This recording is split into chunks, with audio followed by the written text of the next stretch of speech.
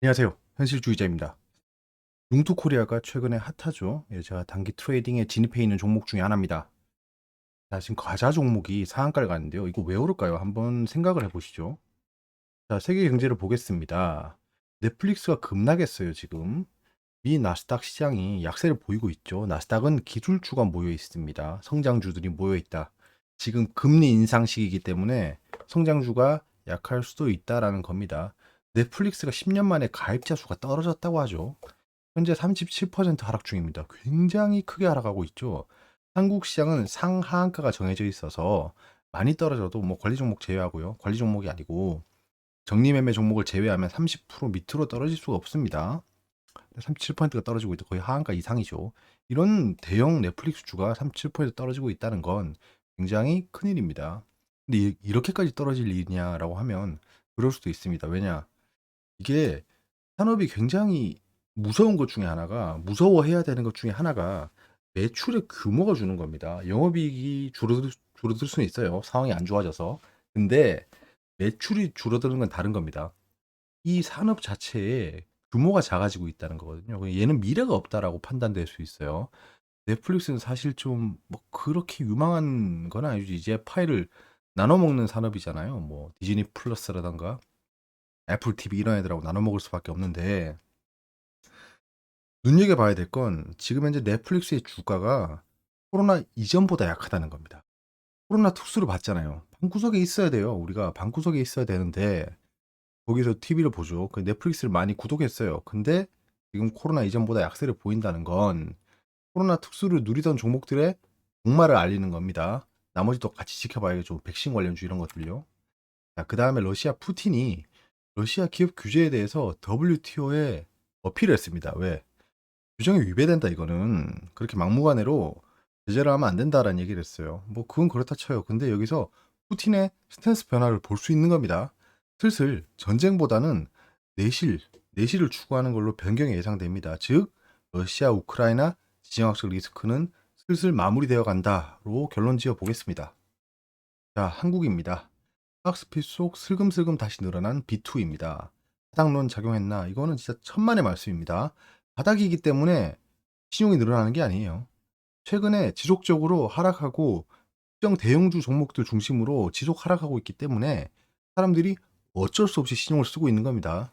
그래서 물려서 들어오고 있는 거예요. 그래서 단기적으로 상승세가 이어지려고 할 때 신용들이 부담이 될 겁니다. 또는 전저점까지 떨어진 다음에 신용 물량들을 강제로 청산시키는 반대 매매를 불러올 수도 있습니다.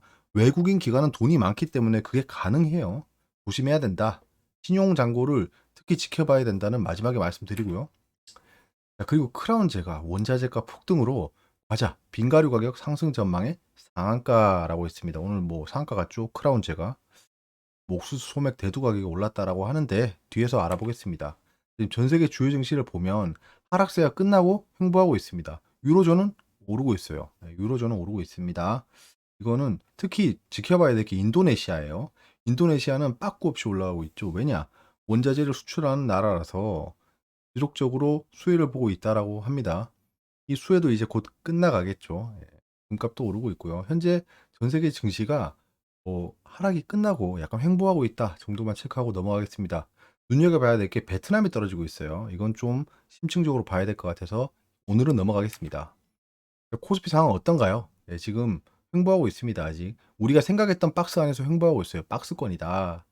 말씀드렸던 페일러 스윙, 이 페일러 스윙이 뭐냐면 추세대로 움직여야 되는데 추세대로 못 움직이고 더 약하게 움직였다는 겁니다. 자, 여기서 횡보한다고 하면 여기까지 올라가야겠죠. 이렇게 올라갔다 떨어져야 되는데 그렇게 하지 못했다는 겁니다. 추세가 약해졌다. 근데 하락을 해서 요 추세 하단까지 가야 되는데 또 요것도 추세 하단까지 가지 않고 올라갔다라는 겁니다. 이게 페일러 스윙이에요. 그렇게 됐기 때문에 지금은 상승이 더 강하다라고 볼 수 있습니다. 왜? 이 하단까지 주가가 왔어야 되는데 하단까지 가는 걸 기다리지 못하고 사람들이 매수에 들어왔다는 겁니다. 뭐 사람들이라고 하긴 좀 애매해요. 뭐 외국인 기관이겠죠. 그래서 여기서는 이렇게 더 상승할 만한 흐름이 형성되고 있다 정도만 체크하겠습니다. 자, 크라운제가 상한가를 갔는데요. 잘 생각해 볼게요. 자, 옥수수, 소맥, 대두 가격은 각각 연초 대비 30일, 43? 26% 올랐대요. 그러면 그 원자재 가격이 올랐으니까 크라운 제과는 손해 막급해야 되지 않습니까? 근데 얘들이 권장 소비자 가격을 올리겠다라고 했습니다. 빼빼로는 1,700원으로 200원 올렸어요. 빈츠도 400원 올리고. ABC 초코쿠키 이거 진짜 맛있는데 맞죠? 라는 말을 할 필요는 없습니다, 지금. 자, 1,000원에서 1,200원으로 올린다. 200원 올라갔어요. 자, 13%, 16%, 20%. 생각해보면 이상하죠. 왜냐하면 원자재는 30%, 40%, 26% 올랐는데 원장 소비자 가격은 그거보다 훨씬 못 미치게 올랐어요. 이러면 얘들이 만약에 원자재 가격 상승 대비 소비자 가격을 더 올리면 이게 말이 되는 거예요.